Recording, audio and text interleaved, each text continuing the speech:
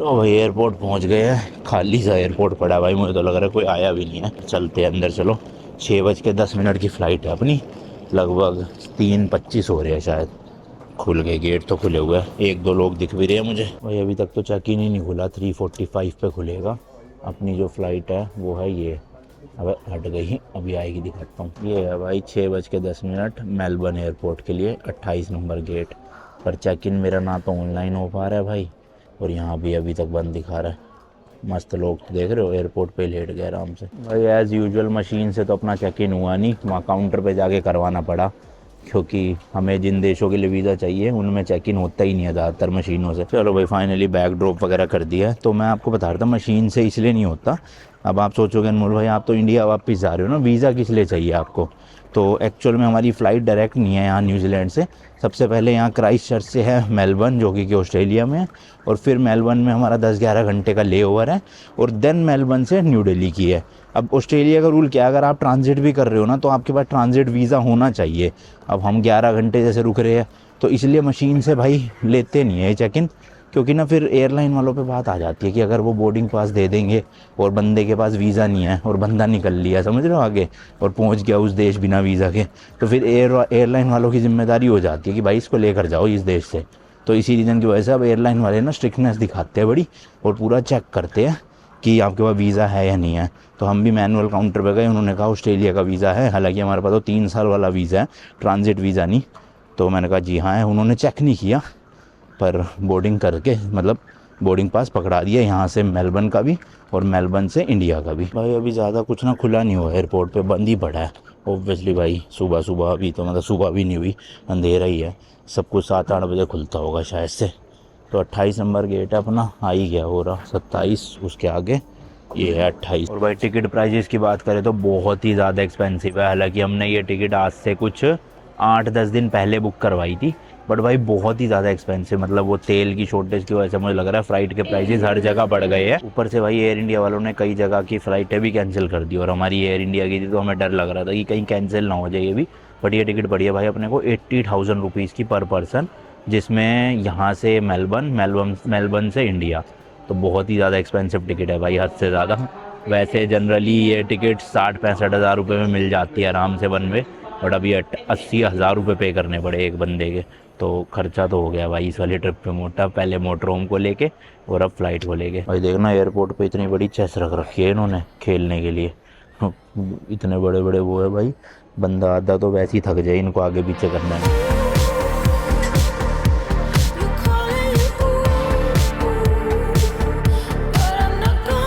Flight तो बड़ी खुली खुली सी है, इतना लेग रूम देखना, ऐसा लग रहा है बिजनेस क्लास में आ गए हो। मतलब मेरे तो पैर भी पूरे खुल गए मस्त एकदम, और नी भी टच नहीं हो रही। अब लेट्स सी ये वाली सीट खाली रहती है या नहीं रहती है। खाली मिली तो बढ़िया हो जाएगा, थोड़ा फैल के जाएंगे। ये जो फ़्लाइट है अराउंड 3.5 घंटे की है मेलबर्न तक की, और उससे अगली फ़्लाइट बड़ी है भाई 13.5 घंटे की है वो वाली। तो बाकी भाई इसमें स्क्रीन भी लगी हुई है और एक ईयरफोन भी दिए इन्होंने। अब कुछ देखते हैं, होगा तो देखने लायक देख लेंगे, वरना तो नींद ही पूरी करेंगे भाई 3.5 घंटे आराम से। तो है तो भाई मूवीज़ कुछ ढंग के देखते हैं, चलो कोई सी देख लेंगे इनमें से।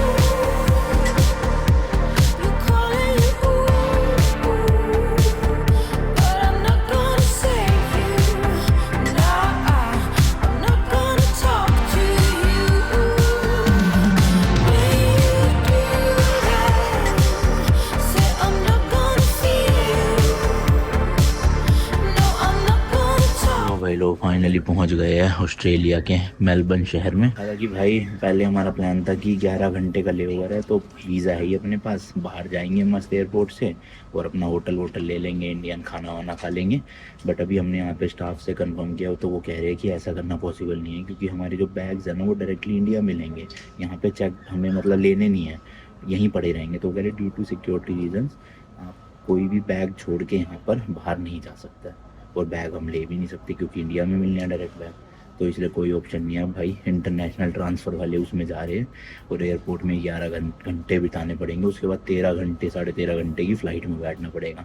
तो बैंड बजने वाली है ऑलमोस्ट 24 घंटे अगले। भाई 1:30 तो बज गया, जैसे जैसे करके टाइम निकाल लिया यहाँ पे। अब भूख लग रही थी, सुबह यहाँ पे हमने पिज़्ज़ा की स्लाइस ले ली थी, वेज पिज़्ज़ा मिल रहा था मार्गरेटा, तो एक एक स्लाइस खा के वो काम चला लिया। बट अब लंच का टाइम हो गया, प्रॉपर मील कुछ भी मिल नहीं रही है।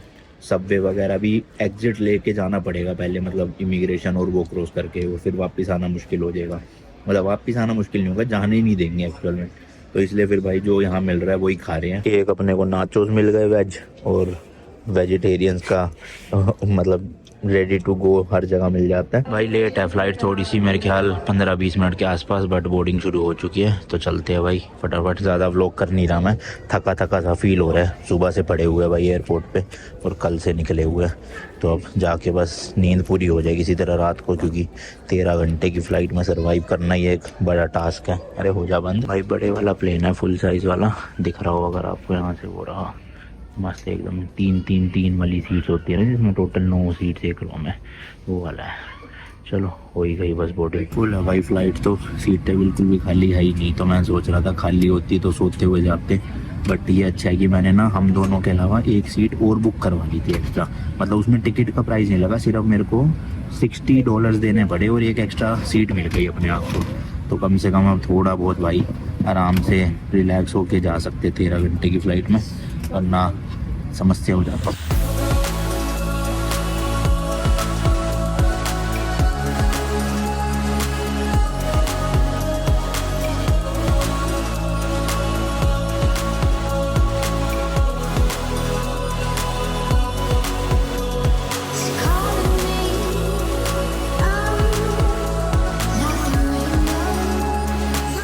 स्वागत है आपका वापस इंडिया में। पहुंचने का टाइम 4 बजे का था, लेकिन 3:15 पे ही लैंड करवा दिया भाई। हालांकि चली लेट थी 15-20 मिनट, और पहुंचा दिया 40 मिनट जल्दी। तो लॉन्ग फ्लाइट्स में ऐसे ही होता है भाई, थोड़ा टाइम भी है ना टिकट्स में और बोर्डिंग पास में एक्स्ट्रा ही लिख के रखते हैं, जबकि फ्लाइंग टाइम थोड़ा कम ही होता है। तो पहुंच गया भाई। लेकिन अभी इन्होंने ना फ्लाइट में ये 2 पर्चे से पकड़ा दिए, मतलब पर पर्सन एक पर्चा। ये सेल्फ डिक्लेरेशन फॉर्म है कुछ हेल्थ को लेके, शायद वो हंटा वायरस या ऐसा कुछ तो फैल रखा है। तो इसमें बस ये डिटेल भरनी है अपनी, और Republic of Congo, Uganda, south Sudan, in countries में से तो न्यू क्या है ये बताना है, और कुछ मसल पेन वगैरह है कि नहीं, वॉमिटिंग है कि नहीं। तो भरना है अभी, ये पेन है नहीं, ढूंढते हैं, फिर ये जमा करवा के अपना इमिग्रेशन क्लियर करके बैग लेके निकलेंगे अपने घर के लिए। टैक्सी बुक करूँगा सुबह सुबह, तो मेरे को लग रहा है गुड़गांव जाने में ज़्यादा टाइम लगेगा भी नहीं, हार्डली यहाँ से 20 से 25 मिनट की ड्राइव, या 30 मिनट लग देंगे, इससे ज़्यादा तो नहीं लगने वाले। अच्छा, मैंने फ़्लाइट में आपको बताया था कि एक सीट मैंने एक्स्ट्रा खरीदी है, जबकि आपने अगर मेरी पुरानी वीडियो देखी होगी उसमें मैं बताता था किस तरह से आप एक सीट फ्री में ले सकते हो। कि एक आप बुक कर लो आइल सीट, एक बुक कर लो आप विंडो सीट, तो बीच वाली सीट 90% चांसेस होते हैं कि खाली ही मिलेगी। बट आज प्रॉब्लम क्या हुई ना, क्योंकि मेरी 2 फ्लाइटें थी, पहले थी एयर न्यूजीलैंड, फिर थी एयर इंडिया, और दोनों एक ही PNR पे थी। इस वजह से एयर इंडिया का जो ऑफिस है वो मुझे न्यूजीलैंड में मिला ही नहीं भाई, वहाँ पे मतलब क्राइस्ट चर्च में। तो इसलिए मैं ऑनलाइन चेक इन भी नहीं कर पाया, ना उनसे रिक्वेस्ट कर पाया कि मुझे ऐसे ऐसे कोने वाली और एक विंडो सीट दे दो। तो इस रीज़न की वजह से रैंडम सीट अलॉट हुई। वो तो अच्छा हुआ कि ऑनलाइन ऑप्शन आ रहा था कि आप एक एक्स्ट्रा सीट परचेज़ कर सकते हो, उसका नाम होता है नेबर फ्री सीट। $60 की थी, लगभग 5,000 रुपये इंडिया के। तो मैंने वो परचेज़ कर ली, जिसकी वजह से हमें एक विंडो, बीच वाली और एक आइल, तीनों सीटें मिल गई।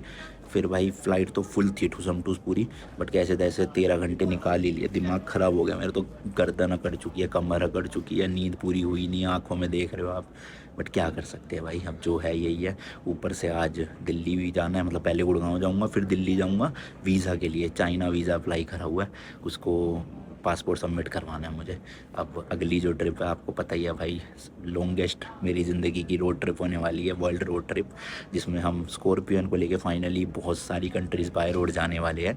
तो बस उसी के लिए समझ लो कुछ दिन के लिए मैं आया हूँ इंडिया, और जैसे ही सारा काम हो जाएगा अपना ट्रिप शुरू कर देंगे। तो एक चाइना का वीज़ा ही रह गया, बाकी सब वीज़ा हो चुके हैं। अब आने वाली वीडियोज़ में आपको ट्रिप से रिलेटेड पूरी सीरीज़ दिखाई देगी, सारी वीज़ाज़ बताऊँगा कहाँ कहाँ जा रहा हूँ। गाड़ी का रैप तक भी हो चुका है भाई, बस मुझे पिक करनी है गाड़ी। तो मज़ा आने वाला है। बस आपको इस वीडियो के बाद से फटाफट ना सब्सक्राइब मार लेना भाई, और कम से कम इस ट्रिप के एंड तक 5 मिलियन सब्सक्राइबर करने हैं अपने को, क्योंकि बहुत लंबी ट्रिप है, बहुत कंट्रीज़ घुमाने वाला हूँ। सबसे मेन बहुत सारे शहर घुमाने वाला हूँ आपको, क्योंकि लंदन ट्रिप के दौरान क्या हुआ था ना, हमें वीज़ाज़ बहुत कम मिले थे, और हमें 3-3.5 महीने में दिल्ली टू लंदन करना था।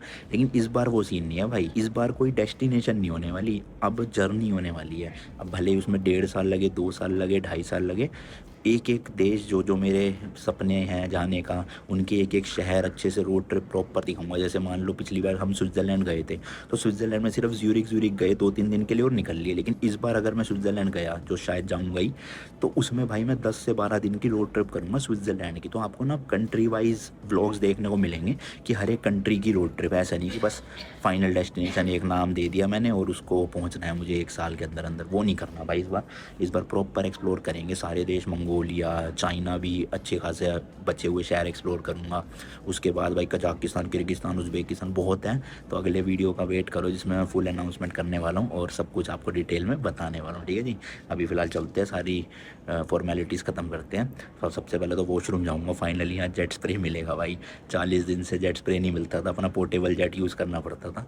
बट इंडिया आके एक ये सुकून है खाने का और ये जेट का। भाई वहाँ पे हो रहा था 9-10 डिग्री टेम्परेचर, यहाँ पे सुबह के 3-3:15 बजे ही 31 डिग्री हो रहा है। दोपहर को तो भाई पक्का 45 डिग्री पहुँच रहा होगा दिल्ली गुड़गांव में। अब चलो है तो हम यहाँ थोड़े दिन के लिए ही अब, बट स्टिल यार गर्मी बहुत ज़्यादा पड़ रही है इसमें इस साल ना, और अब वो झेलना पड़ेगा।